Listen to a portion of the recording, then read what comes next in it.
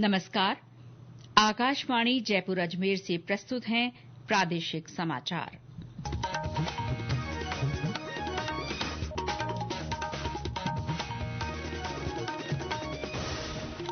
मुख्य समाचार। केंद्रीय गृह मंत्री अमित शाह ने कहा, देश में आंतरिक सुरक्षा बनाए रखने में सशस्त्र बलों का अहम योगदान। मुख्यमंत्री भजनलाल शर्मा ने पोकरण में 975 मेगावाट क्षमता के सोलर पावर प्लांट का शुभारंभ किया। सुप्रीम कोर्ट ने वक्फ संशोधन अधिनियम 2025 पर केंद्र सरकार से 7 दिन में जवाब मांगा। मामले की अगली सुनवाई 5 मई को होगी। और जोधपुर और बीकानेर संभाग में भीषण गर्मी और लू से जनजीवन प्रभावित। भरतपुर, झालावाड़ सहित कुछ स्थानों पर हल्की बारिश से गर्मी से राहत। समाचारों के साथ मैं शीला चावला। और अब समाचार विस्तार से।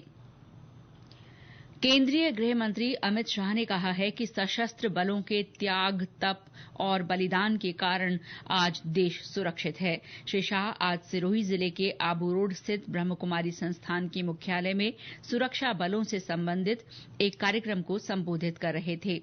गृह मंत्री ने कहा कि सुरक्षा बल बर्फीली वादियों और तपते रेगिस्तान में देश की सीमाओं की सुरक्षा में अपना जीवन समर्पित करते हैं।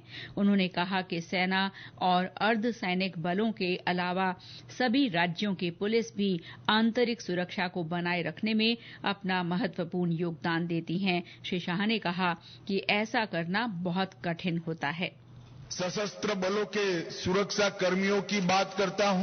उन्हीं के त्याग, तप और बलिदान के कारण आज हम सुरक्षित हैं। राजस्थान के रेगिस्तान के अंदर हमारी सीमाओं की वो सुरक्षा अपने जीवन का सुवर्ण काल देकर करते हैं। आंतरिक सुरक्षा की बात करें तो सेना और सीएपीएफ छोड़कर सभी राज्यों की पुलिस भी कानून और व्यवस्था की परिस्थिति संभालकर हर निर्बल को संरक्षण देने का काम करती हैं।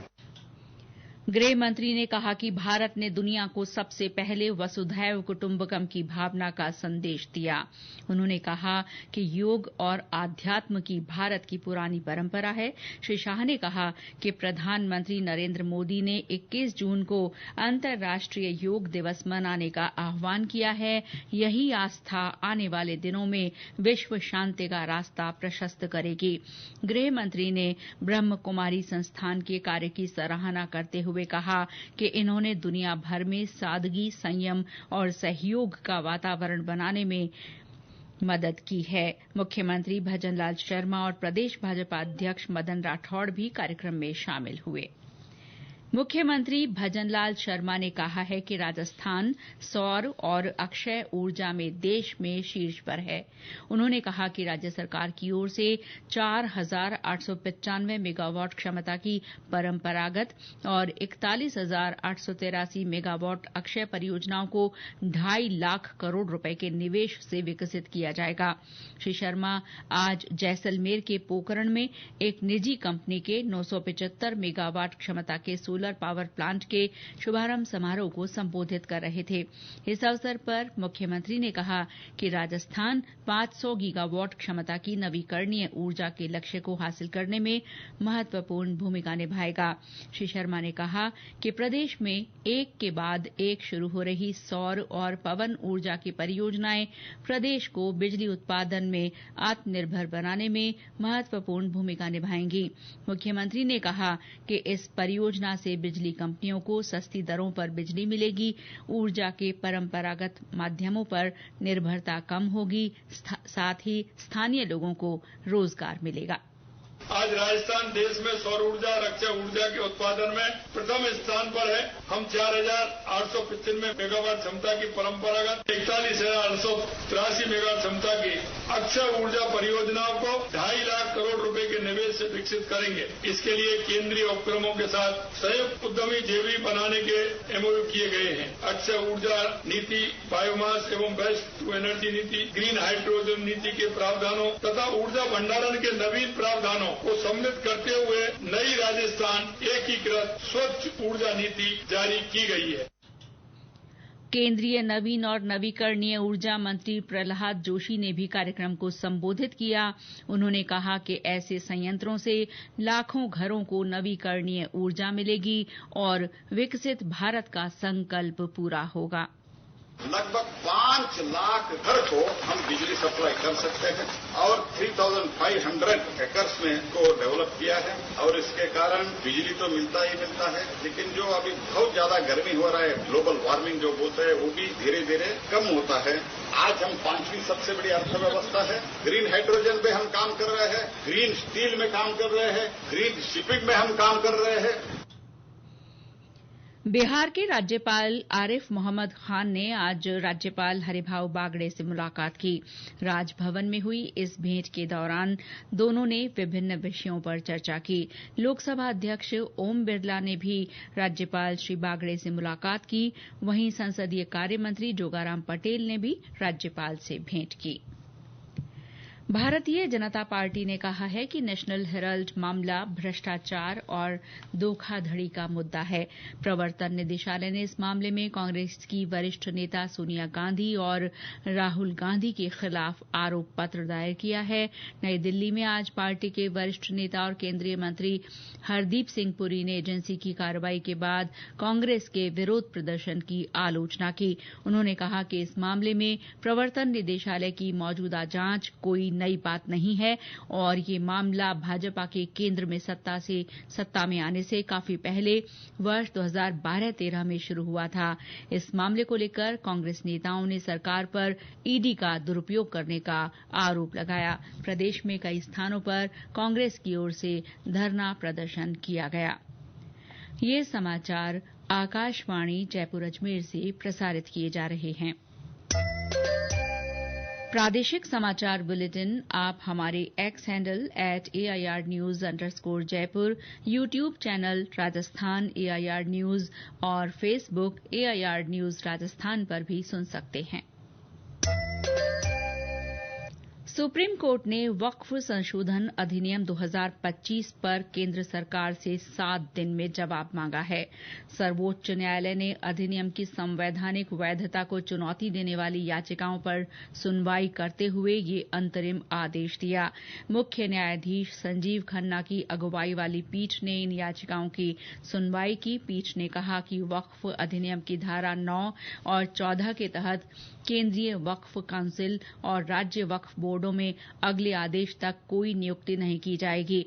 इसके अलावा अगली सुनवाई तक किसी भी वक्फ संपत्ति को गैर अधिसूचित नहीं किया जाएगा।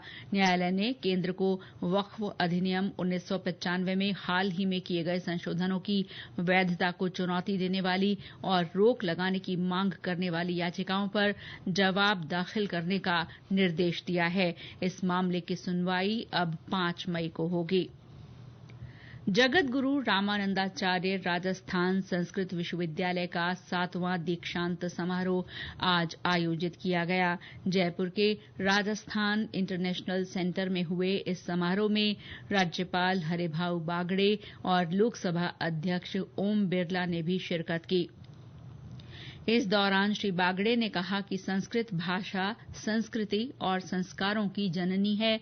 इसके संरक्षण के लिए समन्वित प्रयास होने चाहिए। राज्यपाल ने संस्कृत ग्रंथों के जरिए भारतीय ज्ञान परंपरा को आगे बढ़ाने का आह्वान किया। लोकसभा अध्यक्ष ने संस्कृत भाषा को जन जन तक पहुंचाने पर जोर दिया। श्री बिरला ने कहा कि महापुरुषों ने भारतीय संस्कृति और ज्ञान परंपरा को संस्कृत भाषा में ही रचा। इसकी वैज्ञानिकता को आधुनिक नजरिए से देखने की जरूरत है। संस्कृत भाषा ये भाषा प्राचीनतम भी है, आधुनिकता का परिप्रेक्ष्य भी है और वैज्ञानिकता का भी अनुभव हम संस्कृत भाषा में करते हैं। देश की नहीं दुनिया की अधिकतम भाषाओं का उद्गम स्थल अगर है तो संस्कृत भाषा है। संस्कृत भाषा की विद्वता जो कुछ भी इसकी ज्ञान परंपरा को आगे बढ़ा रहा है वो निश्चित रूप से भारत की प्राचीनतम ज्ञान परंपरा को आगे बढ़ा रहा है। कार्यक्रम को संबोधित करते हुए शिक्षा मंत्री मदन दिलावर ने संस्कृत को विश्व की प्राचीन भाषाओं का सूत्रधार बताया। राष्ट्रीय पोषण पखवाड़े के तहत प्रदेश में विभिन्न गतिविधियों के माध्यम से महिलाओं और बच्चों को पोषण संबंधी जानकारी और सुविधाएं दी जा रही हैं। 8 अप्रैल से शुरू हुए इस पखवाड़े में आंगनबाड़ी केंद्रों में पौष्टिक आहार, टीकाकरण और स्वास्थ्य देखभाल के बारे में बताया जा रहा है। इसी कड़ी में डीग जिले के आंगनबाड़ी केंद्रों पर भी कई कार्यक्रम हो रहे हैं। जिले की बाल विकास परियोजना अधिकारी ने बताया कि कुपोषण से निपटने के लिए ये पखवाड़ा अहम पहल है। आंगनबाड़ी कार्यकर्ता ने कहा कि पोषण ट्रैकर ऐप की मदद से बच्चों के स्वास्थ्य पर निगरानी रखी जा रही है। वार्ड नंबर 17 पर पोषण पखवाड़ा मेले का आयोजन किया जा रहा है। उसमें धात्री माता का गोद भराई का कार्यक्रम हुआ और अन्नप्राशन हुआ बच्चे का और एक प्रवेश उत्सव कराया गया। धात्री माता के जो 6 माह का बच्चा है उसको खीर खिलाकर अन्नप्राशन चालू करवाया और बताया गया कि उस बच्चे को आज से अन्न चालू करना है। और प्रवेश उत्सव में जो बच्चे 3 साल के हो जाते उनका आज पंजीकरण किया गया और उस पंजीकरण में उस बच्चे के माता पिता को बताया कि आज से ये बच्चा हमारे आंगनबाड़ी केंद्र में रजिस्टर हो चुका है और ये आंगनबाड़ी केंद्र में कल से आना चाहिए। और अब मौसम। प्रदेश के कई जिलों में आज भी भीषण गर्मी और कहीं कहीं लू का दौर जारी रहा। हालांकि दोपहर बाद कुछ जिलों में हल्की बारिश होने से लोगों को गर्मी से राहत मिली। आज भी जोधपुर और बीकानेर संभाग के कुछ स्थानों पर अधिकतम तापमान 44 डिग्री सेल्सियस से ऊपर दर्ज किया गया। चूरू में आज दिन भर तेज गर्मी के कारण दोपहर में बाजारों और सड़कों पर लोगों की आवाजाही कम रही। प्रचंड गर्मी से जनजीवन प्रभावित हुआ है। उधर भरतपुर और झालावाड़ सहित कुछ जिलों में आज सुबह बादल छाए रहे। मौसम केंद्र जयपुर ने मौसम विज्ञान केंद्र ने आज कोटा, अजमेर तथा जयपुर संभागों में आंधी चलने और हल्की बारिश की संभावना जताई है। जैसलमेर में गर्मी को देखते हुए सभी सरकारी और निजी स्कूलों में 8वीं तक के विद्यार्थियों के लिए समय बदल दिया गया है। जिले में अब स्कूल सुबह 7:30 बजे से 11 बजे तक खुलेंगे। उधर पाली जिला कलेक्टर ने मनरेगा श्रमिकों का समय बदलते हुए सुबह 6 बजे से दोपहर 1 बजे तक कर दिया है। और अंत में मुख्य समाचार एक बार फिर। केंद्रीय गृह मंत्री अमित शाह ने कहा, देश में आंतरिक सुरक्षा बनाए रखने में सशस्त्र बलों का अहम योगदान।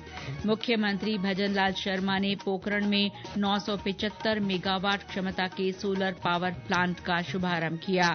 सुप्रीम कोर्ट ने वक्फ संशोधन अधिनियम 2025 पर केंद्र सरकार से 7 दिन में जवाब मांगा।